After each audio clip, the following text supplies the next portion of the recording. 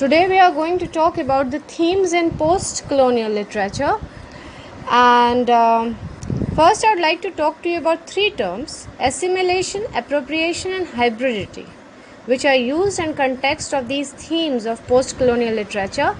First of all, assimilation, it means the colonized attempting to pass or assimilate to the colonial culture, meaning he is trying to assimilate, he is trying to show himself to be a part of the colonial culture. Appropriation means the colonizers taking on features of the colonized, meaning the people who have colonized a territory, they are trying to take up the features of those people on whom they are ruling. Hybridity, the blending of cultures occurring at the intersection of colonizer and colonized.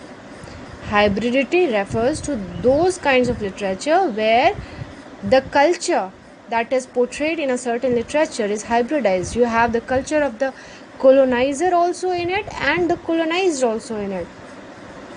Now, what does it address? It addresses the problems and promises of decolonization. The process of non-Western countries in Asia, the Pacific, Africa, Middle East, Latin America and the Caribbean becoming independent from Western control. These are certain of the themes they talk about in post-colonial literature. Literature of people trying to reclaim their freedom and their new identities after struggling for independence. Now, it's not just the struggle for independence that we talk about in this kind of literature. We also talk about the struggle to get an identity, a new identity. Reasserting the identity of indigenous culture, trying to prove that the culture that existed prior to the colonization was a very strong culture. Revisiting and revising colonial history, getting back to history, the history that is written at the hands of the colonizers. And now see, when they are writing history, they are writing it from their point of view, which is very different from the reality. So what they do is, many of the books, it shows history being rewritten not from the point of view of the colonizers, but from the point of view of the people who had been colonized. Now, fuller description of people created by colonialism and the way in which their lives reflect both the cultures. Now, when they talk about the people in such literature, they always talk about them as though the lives of the people is a reflection of both the cultures, of the colonizers also and the colonized also. Some authors use hybrid dialects to reflect the intertwining of Western and non-Western languages. You have even in India, even today, we talk about things like English, Hindi plus English. Similarly, in other countries also, people started using their own dialects plus the dialects of the people, the colonizers, and intertwining them to create a unique influence. Some post-colonial writers include Chinua Achebe, Salman Rushdie, Jean Rhys, Gabriel Garcia Marquez, Derek Walcott. And the post-colonial writings, I have just tried to make a collage of it for you, and there are so many of them. You can see Decolonizing the Mind, The Empire Writes Back, The Inheritance of Loss, Chinua Achebe's Things Fall Apart. There are so many of them, Heart of Darkness, Joseph Conrad. All these things I've just tried to put it together for you just to have a look at the kind of literature that is being written. I also have a picture of a collage of all the writers, the writers of post-colonial fiction. Now, Jean Rhys, I've just taken up two books here. Now, Jean Rhys had written The White Sargasso Sea, and White Sargasso Sea, when this Jean Rhys had written, she was she was talking about the main heroine, whose name was Antoinette Cosway. The author imagines the earlier marriage of Mr. Rochester from Jane Eyre, and it is supposed to be a continuation of that particular novel, Jane Eyre. The lady is torn between Jamaica and England, confusion of having a mixed identity. This is what the heroine shows. There's a tendency of the West to label whatever they don't understand as mental illness, and Jean Rhys has tried to focus on this. Antoinette is declared mad in the end. She is supposed to be mad. Why? Because now Antoinette is supposed to be who? She is the wife of Mr. Rochester from the first marriage.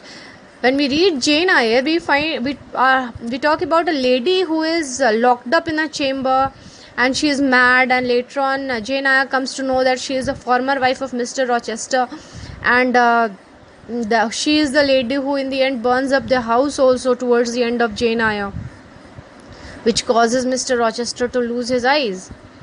Now that particular lady locked up in the room, Jean Rhys has taken that character and she is talking about her in the White Sargasso Sea. Why? Because Antoinette Causeway, the former wife of Mr. Rochester, is supposed to symbolize the colonized, and Mr. Rochester is the colonizer.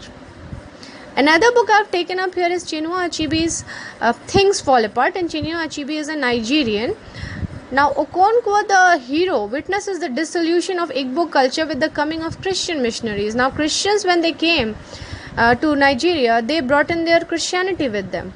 So, with the coming of these people, the culture of that place, Nigeria, was lost. In both the novels, the protagonists are raised in non-Western cultures, but see their dissolution with the coming of Western influence, which does not recognize their values and identities. The Western people considered only their culture and identity to be the one worth thinking about or worth respecting. Everybody else need not be respected. Their traditions meant nothing, and everybody else must be made to come to their way of thinking. That is what the colonizers thought. And post-colonial literature often addresses the problems and consequences of the decolonization of a country.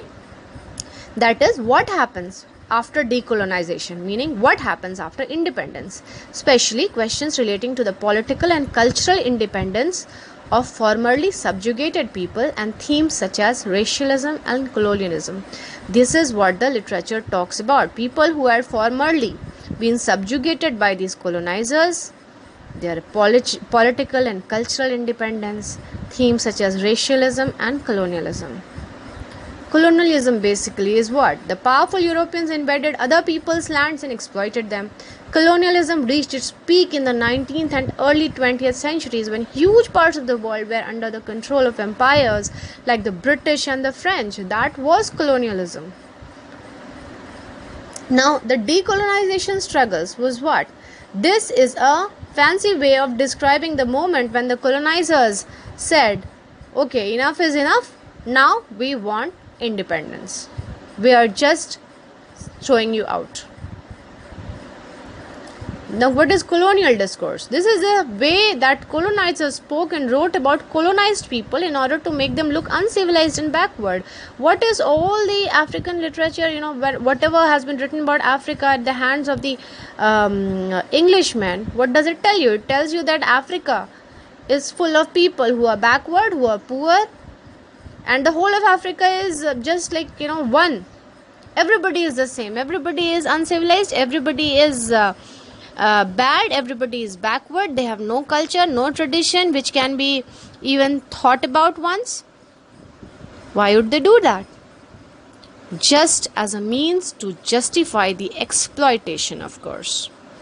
The colonizers were trying to justify that what they were doing to the colonized people was justified. Why? Because the colonized people were so backwards.